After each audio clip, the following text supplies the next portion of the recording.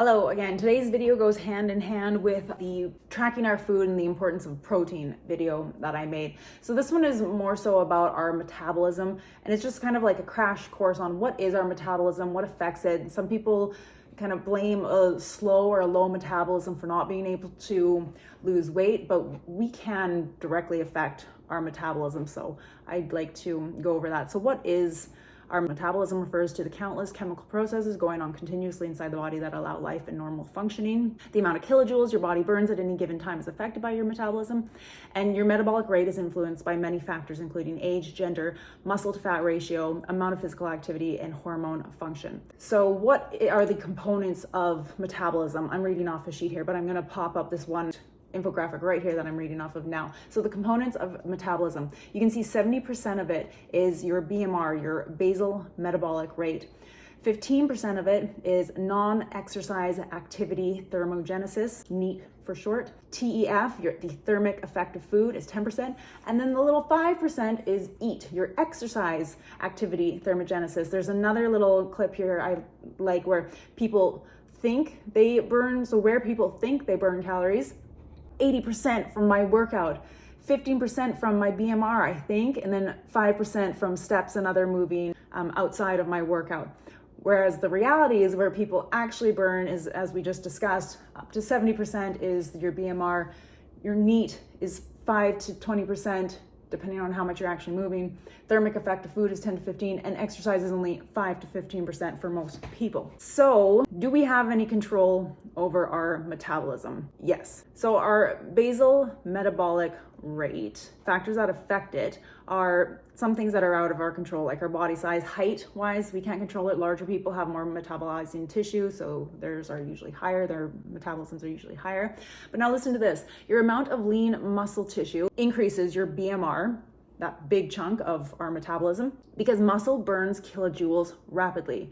The amount of body fat affects your BMR because fat cells are sluggish and burn far fewer kilojoules than most other tissues. Crash dieting, starving, or fasting, eating too few kilojoules encourages the body to slow the metabolism to conserve energy. BMR can drop by up to 15%, and if lean muscle tissue is also lost, this further reduces BMR. How do we lose lean muscle tissue? By not using it, use it or lose it, and not eating enough protein, because protein is what muscle needs to sustain itself. Age affects your BMR, but now listen to this.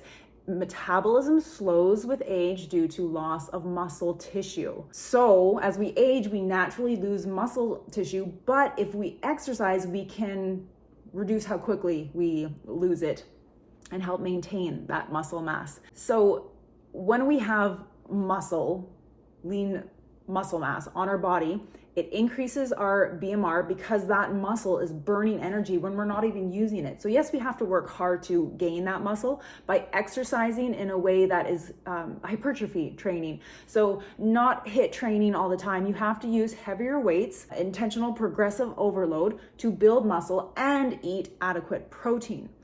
So what this is going to do for you is when you're at rest, you're going to be burning more calories, and it's going to be easier to maintain a leaner physique simply by having more muscle on your body. So that's kind of a why you should build muscle.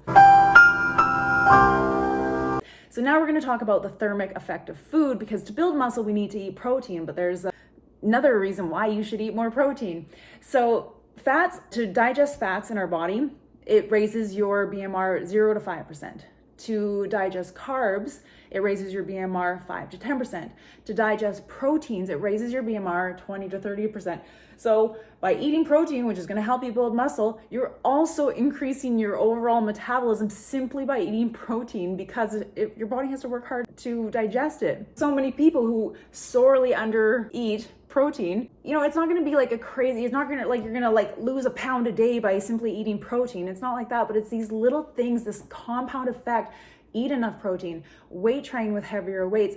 These things are going to have profound returns and make your life easier, because they will affect your metabolism by increasing it, positively affect it, increasing it. So your metabolism's working for you when you're not actually working out. So to wrap it up, again, our metabolism, we're not cursed with a slow metabolism. It's our habits that are affecting it as well. And we can take measures to, slow down how much muscle mass on our body we lose as we age.